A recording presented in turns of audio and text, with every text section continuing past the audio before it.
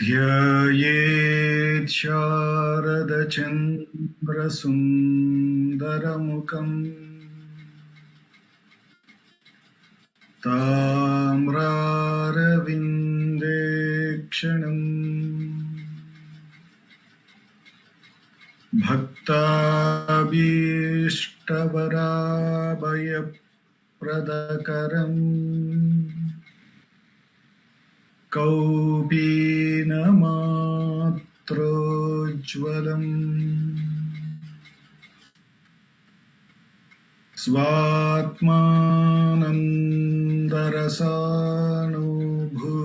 स्वात्मानन्दरसानुभूतिविवशम्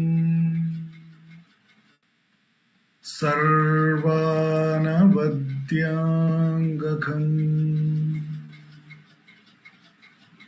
श्रीमन्तं श्रीरमणीश्वरं गुरुवरं योगासनाध्यासितं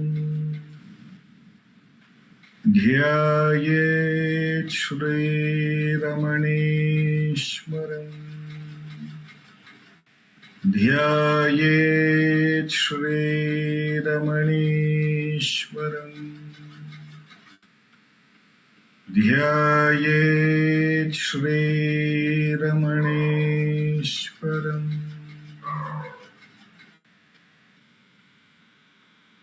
हृदयकुहरमध्ये केवलं ब्रह्ममात्रम् यहमहमिति साक्षातात्मरूपेण भाति हृदि विषमनसा स्वं चिन्वतामज्जतव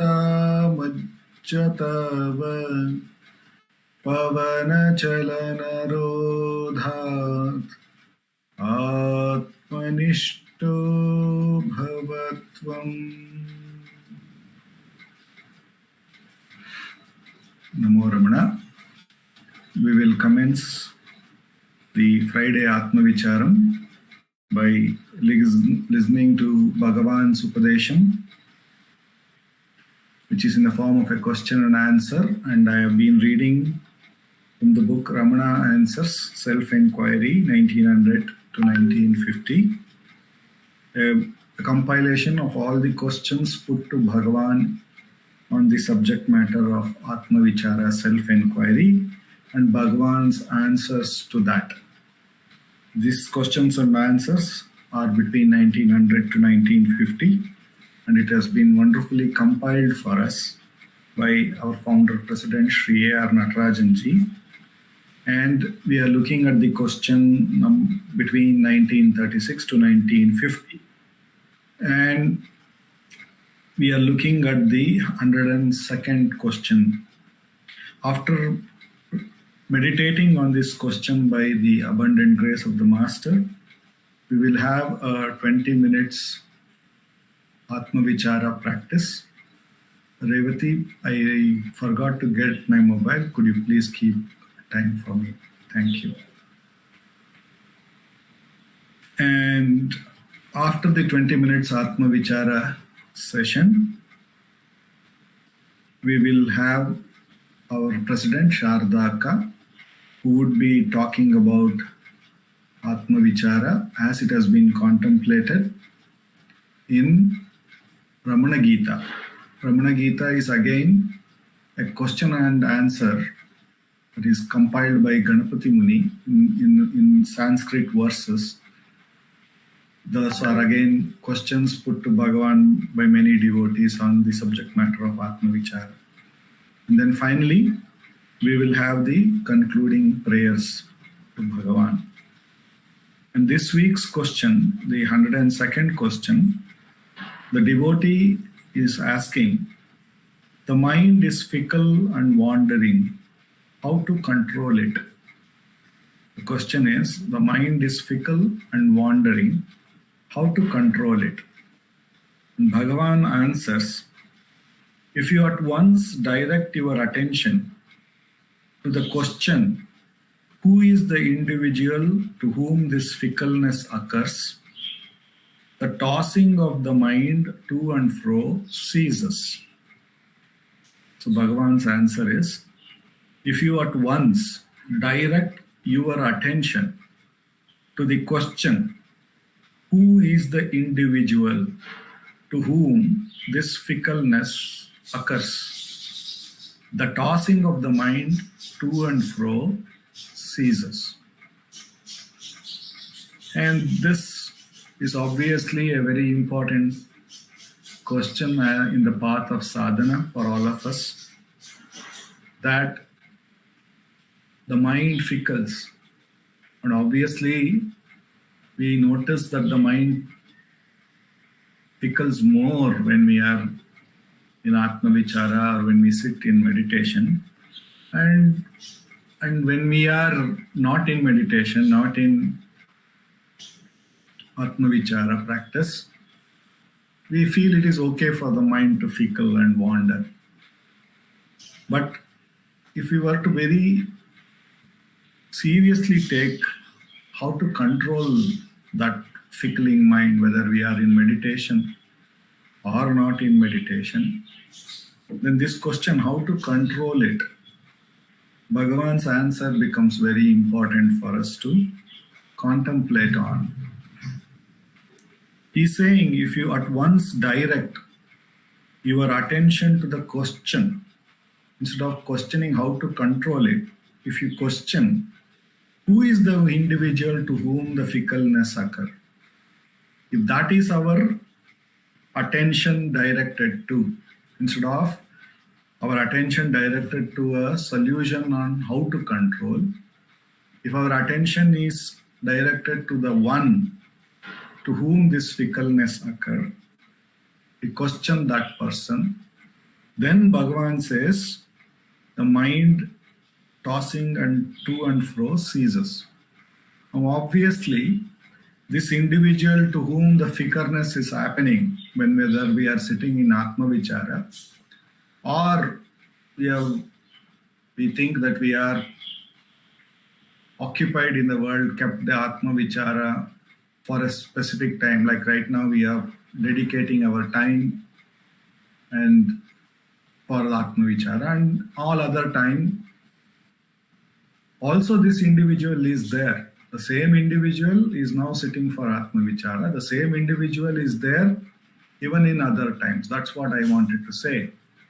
So that individual is the one who is always experiencing the fickleness of the mind. And he wants to, and he is the one who is bothered about controlling also. So that individual, if we can tackle who it is, Bhagavan is saying, not only is the wandering of the mind stops during Atma Vichara, it stops even during the other times, because we are questioning the individual itself. Who is he? So very important, as we see, that is what Atma Vichara is all about. The result of it is, Bhagavan says, the tossing of the mind to and fro ceases. So now, who is this individual? The individual that we take for granted is somebody who is limited in time, who is limited in space, and who is limited in form. Obviously, Bhagavan always says, I am the body idea, or I am the body is the biggest challenge. If we transcend it, or if we get past this, then it is done. So the I am the body idea, why Bhagavan says, why does he refer to I am the body idea, is something that we need to address. Because in the Upanishads or in the Vedantic form, they say that the limitation one experiences are of three types. Though the Upanishad says that we are Brahman, which has no limitation, but yet we all are experiencing limitation, and therefore what are the what are these types of limitation that we experience becomes important for us to ponder. One experience of limitation is that of the space. Right now I am in my room, in my house. I am obviously not in the living room, or not in RMCL, or not in the shrine, or not somewhere else. So therefore, I feel I am confined to this space. So there is a limitation of space. Though the Brahman is unlimited, we feel there is a limitation in space that we are experiencing. Then, because of what is this limitation? Because of the identification that I am the body. Because I have identified with this body, and this body right now is here inside this room, and it is not out there, outside in the living room or in RMCL or anywhere else. Therefore, I am limiting myself to this space. The second thing, because I confined myself to this body, I know when this body was born. My parents are here to tell me. I have a birth certificate.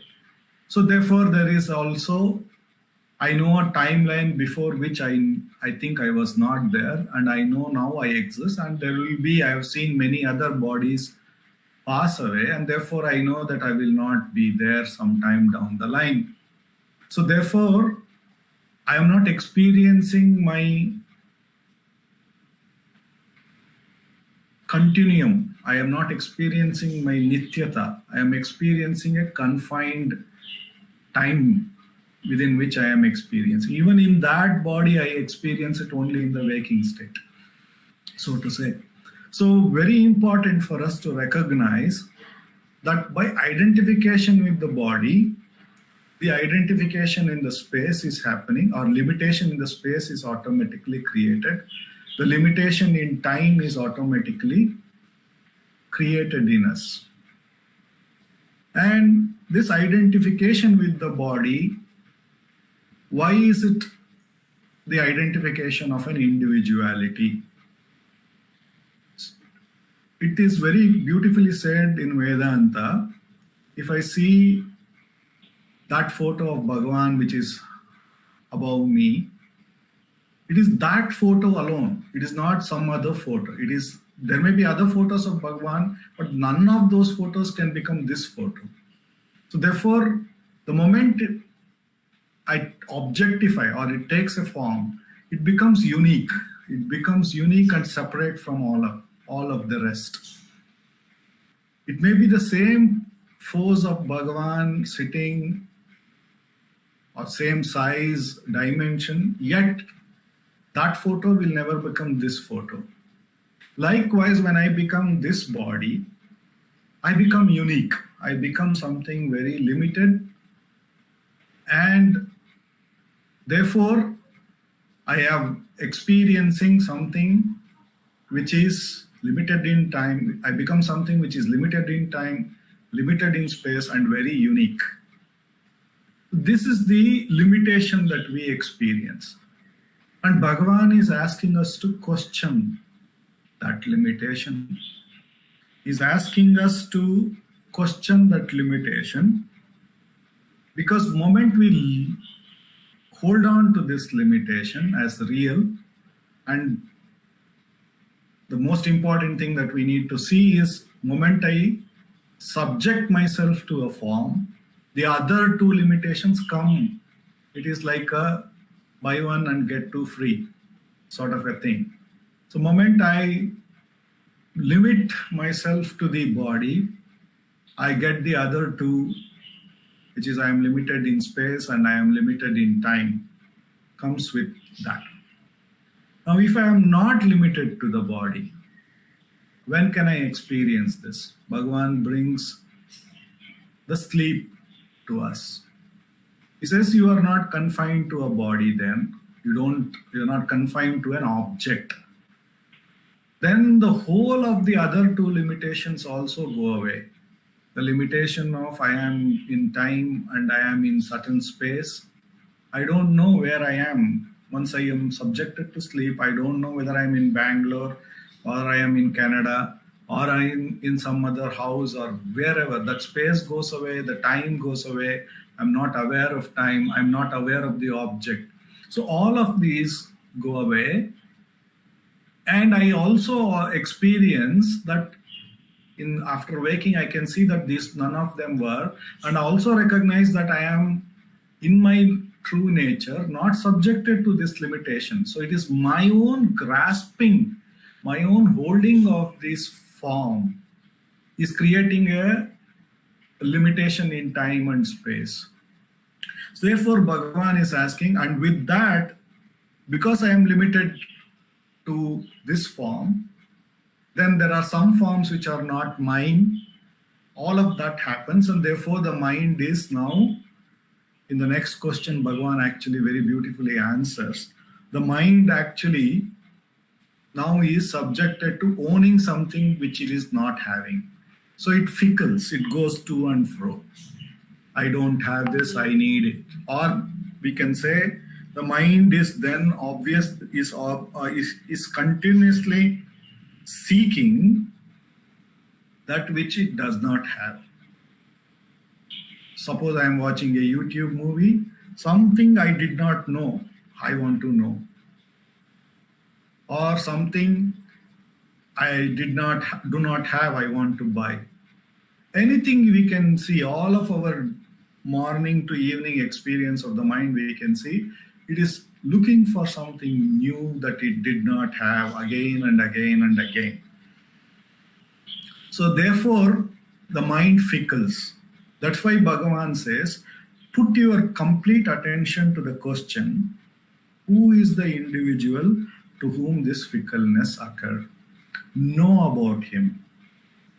And then, when we know whom do we call, when we inquire, what do I really call as I? Or what is it getting limited to this body?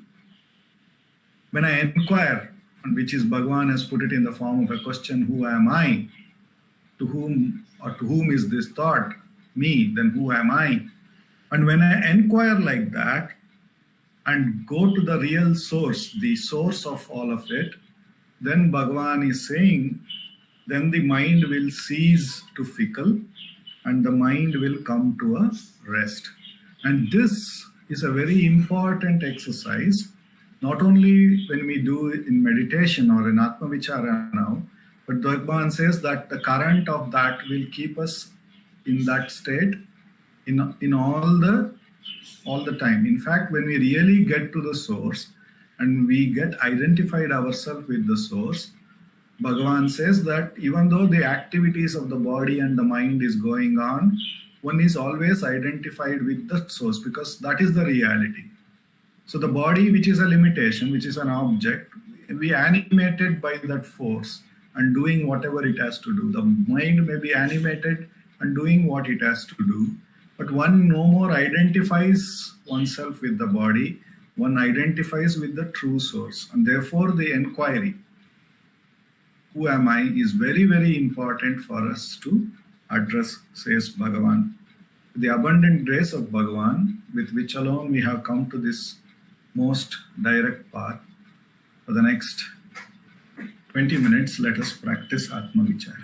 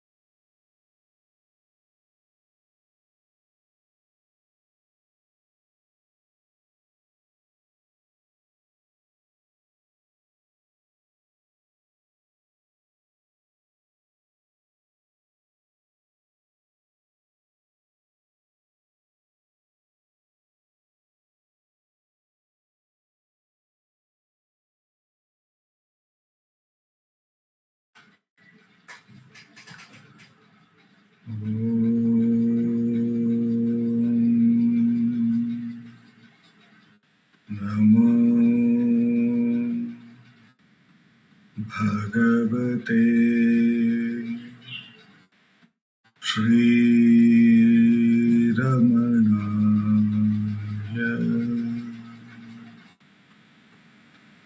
Namo Ramana. Over to Sharda Akka.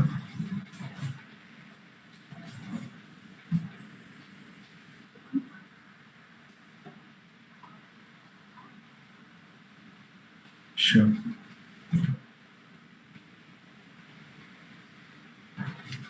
The next question is 103. Why is Atma Vichara necessary? Bhagavan says, if you do not make Atma Vichara, then Loka Vichara creeps in. That which is not seen is sought, but not that which is obvious. When once you have found what you seek, the enquiry also ceases and you rest in it. This is the answer which Bhagavan has given. I think Akka is here. We'll allow Akka to take over now. Namo Ramana Akka.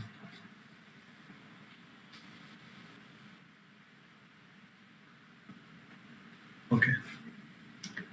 So here Bhagavan is saying that which is not seen is sought, but not that which is obvious. That is what I was talking about when we actually take ourselves to be an individual limited to this body, because the mind then sees something which is beyond this body as not oneself or not owned by it. It will start seeking, and therefore the Loka Vichara creeps in, says Bhagavan, if we don't do Atma Vichara. And then further Bhagavan goes on to clarify Once you find out the truth of the individual, then that truth, which Bhagavan makes it very clear, is the pure Sat, the pure Chit, the pure infinite. Once we find out that is ourself, and I said once we identify what is important is now we continue to still identify ourselves with the body, then the Loka Vichara will be continuing. But once we identify ourselves with that pure Sat, that pure Chit, more so with the pure Chit, because the Sat also, when we say the Chit alone, we can know the Sat also. With the awareness only we can know. And when we say awareness is, the existence is with it. It is the awareness which is now getting confined to an individuality, to the body idea, to the Ajnana. In a sense, it is giving reality to an Ajnana, a limited idea, I am the body idea.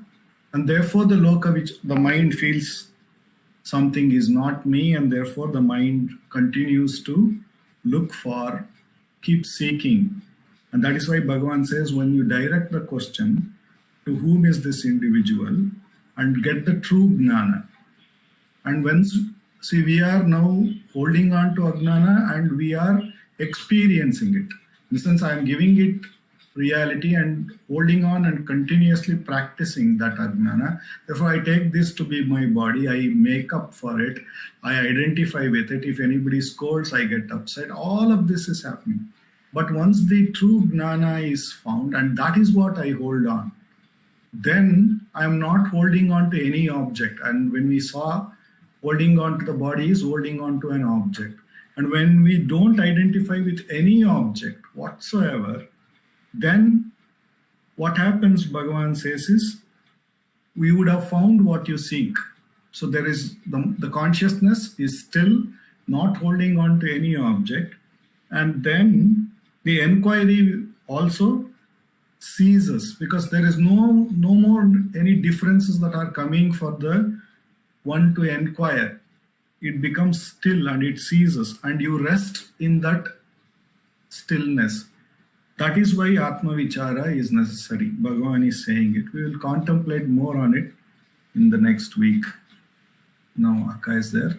Namo Ramana Akka.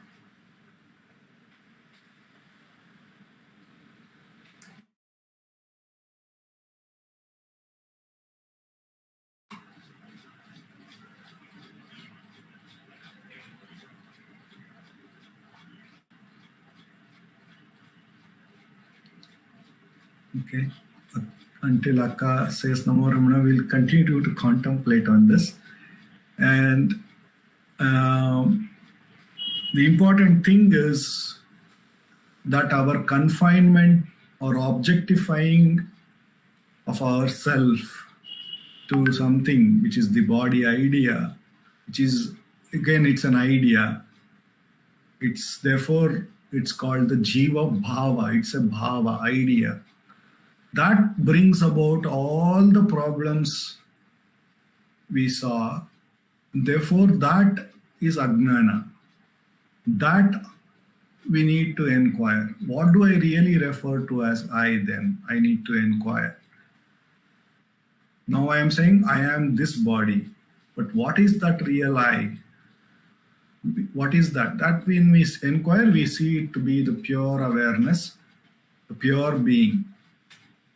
In the Advaita, the Vedantic perspective, the pure existence we cannot experience until it becomes manifested as an object. We can then say the photo is, this body is, the world is, and all of that. Otherwise, the eastness is there, the existence is there. But only when if you take the existence as one plane of infinite existence, and in that objects, when it expresses, it appears as objects are all waves, and we say the object is. Like that, the consciousness is the one through which we know something is or not. Therefore, the existence consciousness is the undivided truth. Therefore, that pure consciousness When it is the one which is giving attention to the ajnana, the idea that I am this body. And therefore, when it gives that, along with it comes all the limitations, which we saw, the limitation in space, the limitation in time, and the limitation which is confined to a particular thing. We become unique. And that is the whole problem that we again and again go through by identifying ourselves with the body. And then we open up the space for the mind to seek other things, which is not confined to this body. And therefore the mind goes up and down, fickles, says Bhagavan. And then when we recognize what do we refer to as I, we identify the truth, the pure being and the pure consciousness, and more so the pure consciousness, when we don't objectify it, limit it to anything, because it becomes unique, it becomes identified with it. Therefore, when we simply drop all objectification and the pure awareness alone is, in that, Bhagavan is saying, Brahmavit Brahmaiva Bhavati. It says, one who knows Brahman becomes Brahman. So one is in that pure state only, in that pure consciousness, pure awareness. When one is that, then the mind ceases to be. The enquiry also ceases to be. Everything ceases to be. And one is experiencing oneself uninterrupted, continuously. Therefore, that is the true reason why Atma Vichara is necessary. If we don't do Atma Vichara, this wrong idea will be continuously being given attention to. This Ajnana, this idea that I am the body, will be continuously given reality, and we will do all activities that holding that, and therefore we will be again and again subjecting ourselves to more and more experiences in the field of limitations and divisions. Only when we inquire this I am the individual, which is nothing but the I am the body idea, and then we see all other things come along with it, and then when we recognize what we truly are, and when we practice more and more to remain in that pure state of ours, not putting our attention to any limitation, then the mind completely ceases to fickle. And not only that, what we are, that's what we become. Bhagavan says, the mind all will stop fickling, and we identified continuously. We will be diligently identifying ourselves. We know if we confine, if we give attention, if we objectify ourselves, we are run, as Bhagavan says, we have run away from the shade into hot sun. So we recognize that, and then we be very diligent of aware of not to identify ourselves with any body idea, any form, objectifying ourselves. And then we also see there is no need for enquiry, there is no need for mind control. Everything will cease, and we find ourselves to be that truth ever shining. That is why Bhagavan says, the Brahman is shining as the heart of everything. So no matter what all we are seeing, experiencing as objects, we are experiencing existence in the form of that object. Our existence of that object is the existence of the pure self only. And whatever we are aware of objects, we are experiencing that as our own awareness, in our own awareness only. And therefore, when that awareness is confined to a body idea, then we become limited in space, become limited in time, then we become limited as a unique entity, and we feel that we are not something else. And that makes the whole mind jump around and start seeking for something which it believes that it is not anymore, and the mind becomes wandering. And when we really inquire, to whom is this, who am I, and recognize ourselves as what we are, then this whole phenomena comes to an end, says Bhagavan. Namo Ramana Akka. Namo Ramana. Sorry for the delay, some technical hassle which I had. I was not getting a volume. Is it echoing now? Here. Okay.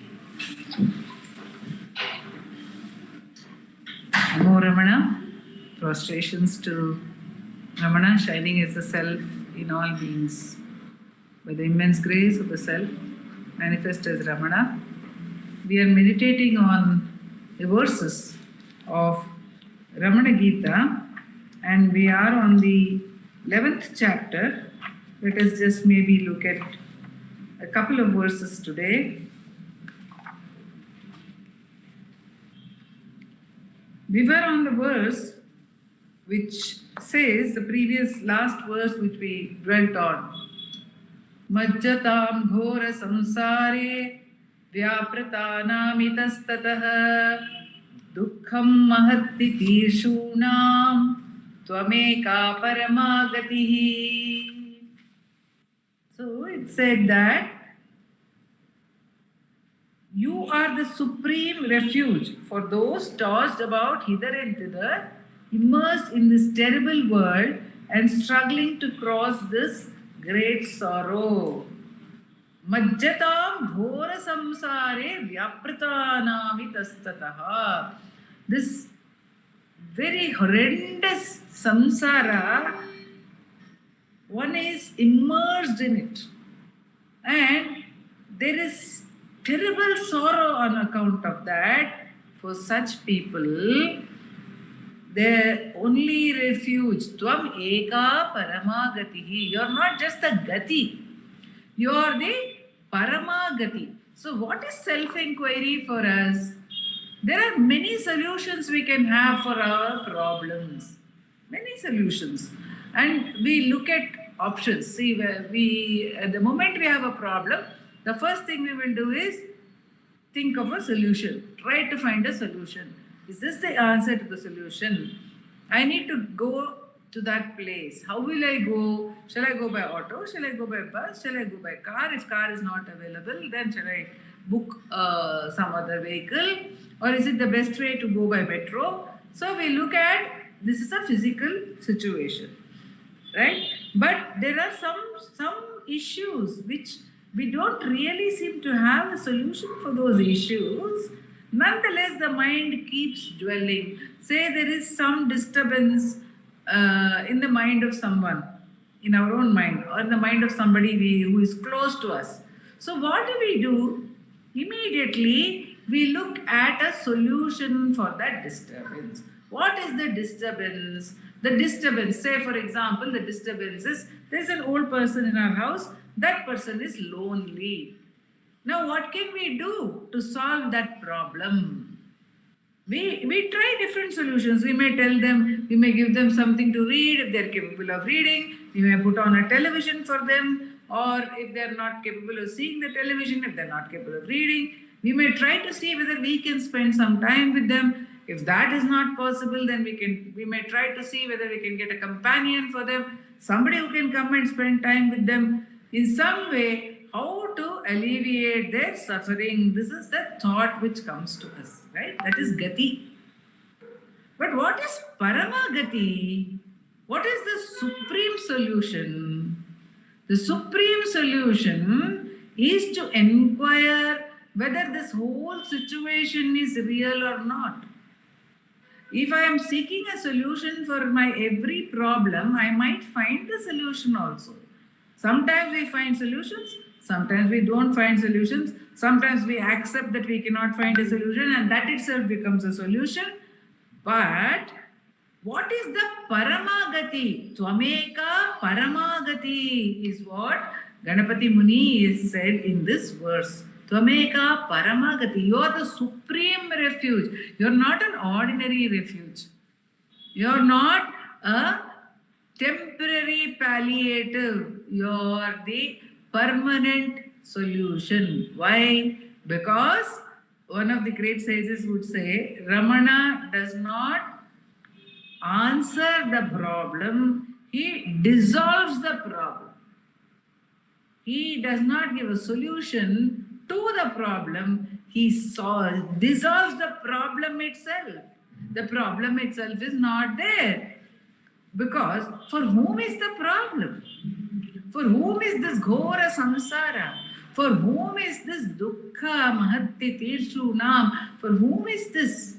For who is it who is wandering hither and thither? What does he say? Vyapratanamitasthataha. They are going here and there, looking for a solution. Is the solution here? Mani, mantra, ushadi, they say. Is this the answer? Is that the answer? Already in the 7th chapter, Bhagavan has told us what is he told us about self-enquiry. He has said that self-enquiry is the solution to all problems. So he says, now he has said, Naiva tasya, there is nothing higher than this Atma Vichara. That is what he told us. Right? He says, Sarva klesha nivritti syat phalam Atma Vicharataha. It is the answer to all klesha. Phalanam abhadissoyam asti netodhikam phalam. There is no fruit greater than this, than the fruit of self-enquiry, and that fruit is sarva klesha nivritti. It is the solution to all problems. So one can, until one has found the solution to all problems, can one stop wandering here and there? Can one be fully relieved from dukkha? If we look at any life, any one of our lives, we will find that it is a series of problems and solutions. Series of problems and solutions. When a new problem comes, oh my God, this problem has come. What is the answer to this problem? That's the question which keeps arising in our mind. How will I solve this problem? How will I solve this difficulty? How will I cross over this difficulty? What will I do now? That is the question which comes to us. And we seek a solution, and then we make, by God's grace, we may even find a solution. Does the story stop there? It never stops there.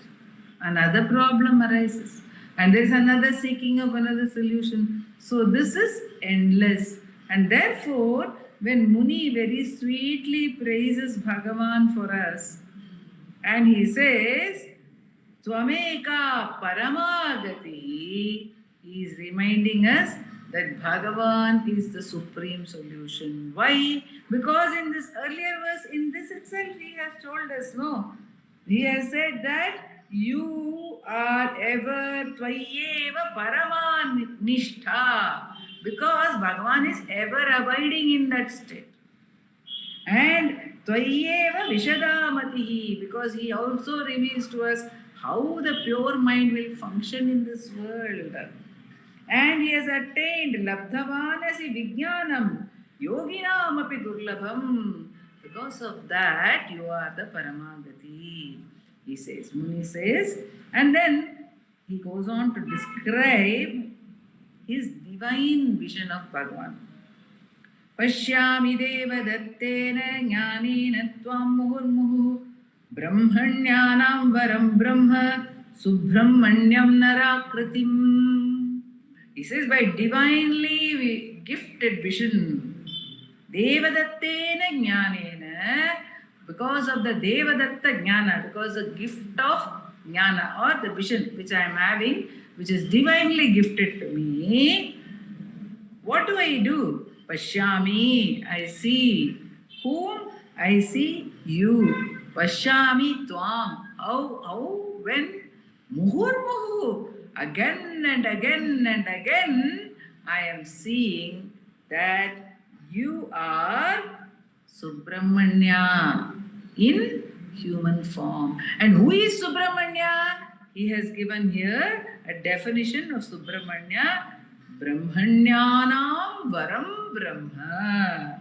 One who is the supreme Brahmana, who is the supreme one in abidance in Brahman. Abidance in Brahman. That is the definition of a Brahmana. Who is a Brahmana? One who abides in Brahman is called Brahmana. Brahmanyana varam Brahman. So, you are supreme in your abidance. Therefore, you are called Subramanya. Subramanya Narak. Subramanyam Narakritim, says Muni.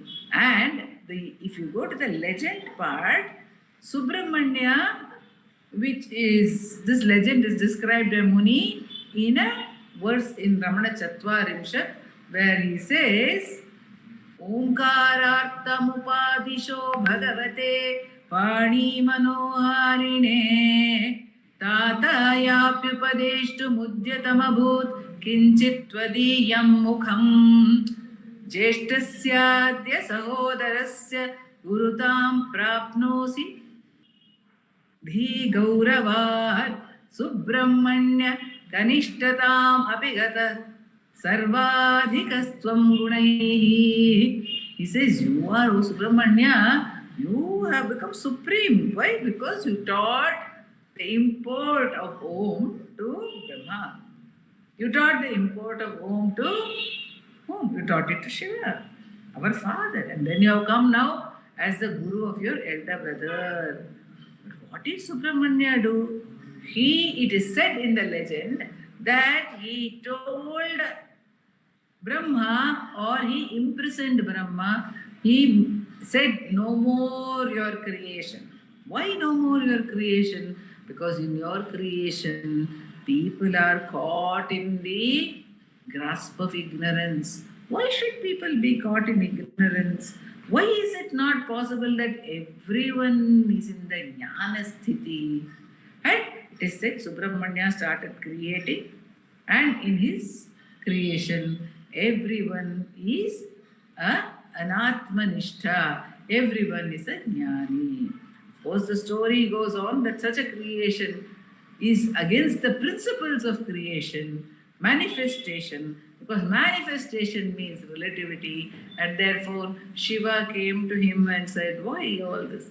And Subramanya said, no, it was just to give Brahma, the creator, a respite for him to get back to his own abidance, because he got caught so much in the creation process, so much in the manifestation, that he needed some time. I only gave him some time, and now I will restore his job to him, because he's got back to his natural state. However, then Shiva says, oh, is that so? Do you have awareness of the Omkara? And it is said that Subramanya gave the Upadesha of Omkara to Shiva himself. Now, what is this is the shell of the story. But the import of the story is that Brahma being the mind center, in that sense, Subramanya says, be still to the mind center. He imprisons the mind center, stops its creation of thoughts, and begins to generate the Jnana Srishti.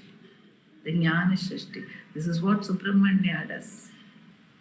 And this, another great devotee of Bhagavan and disciple of Dharapati Muni, says this is the Subramanya is the Aham Spurana. Aham Spurana. And then what happens? Subramanya leads or gives this Aham Spurana into the Shivahood. He allows it to be absorbed by Shiva. That is the Shivopadesha. And to remain as the self. Now here, Muni is saying, such a one is this person. He is no ordinary mortal. He is that divine Shakti. He is that supreme Shakti. He is the manifestation of Skanda, which is the light of Shiva, who has come to declare the supremacy of Atmajnana. Bhagavan himself says that he has come to do the work of Arunachala. And what is the work of Arunachala? That also Bhagavan describes in Navamanimale. He says, Shedikachinmayam Shivakachinmayam Shedikattanmayam. Shivakachinmayam. For the consciousness to be resplendent. Shivakachinmayam. Shedikattanmayam. And for the abidance to abound. For that, what did you do? You gave me un padam yanakku tandanan. O Arunachala, you gave me your own state, says Bhagavan. Arunachala is nothing but the self, says Bhagavan. It is nothing but the glory of self-abidance. Because perhaps people had forgotten for some time the glory of self-abidance is embodied in Arunachala. Bhagavan came to re-establish this glory, to tell us that is the only goal, that is the most beautiful goal. To abide in the self is the only thing that needs to be done. Everything else, if we say there is a manifestation, then it is taken care of by the Supreme. Why worry about it? Let us get back to our true state, allowed by the Sadguru, Subramanyam Narakritim. He has come to establish us in our true nature, and let us surrender to his force by the power of that very grace. Om Namo Bhagavate Shri Ramana.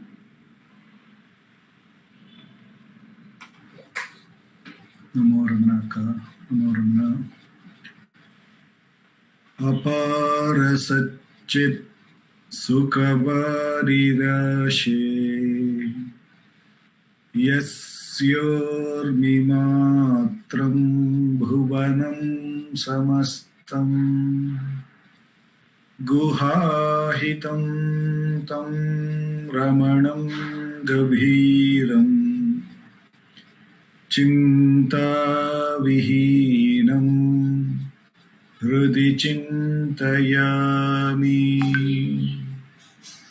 Chintavihinam Hrudi Chintayami.